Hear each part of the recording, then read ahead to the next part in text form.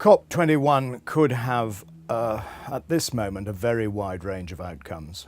I don't think we're going to get a legally binding agreement a la Kyoto with different countries taking on binding targets, not least because the so-called mandatory nature of Kyoto turned out not to mean very much when Canada simply withdrew from it.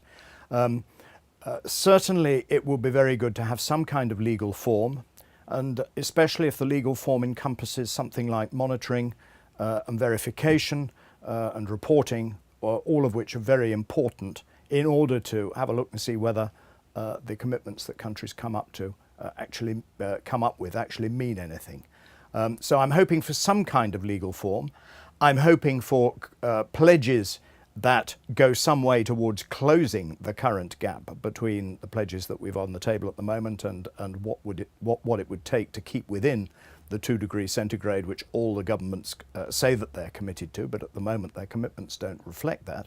So those are the 2 key areas I think that I'll be looking at. We won't get it if there isn't also new money on the table for the climate fund, which many developing countries are regarding as an absolutely essential quid pro quo for any kind of ambitious commitments at all.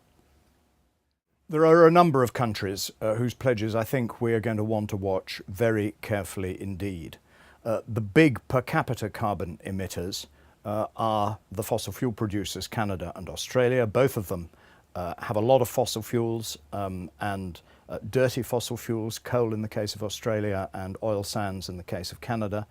And they are not going to want to be cast in the global community as the bad boys, as the dirty boys. No one likes that. At the same time, it's not at all sure that they've got the political will, the governments at the moment that can make a really big offer. It'll be very interesting. I would bet quite heavily against Australia doing so. I think Canada might come up with something more interesting.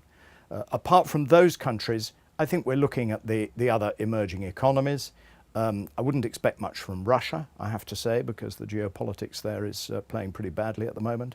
Brazil, I think, is extremely interesting because of its bioenergy and because its strategic role in the whole of the Latin American region.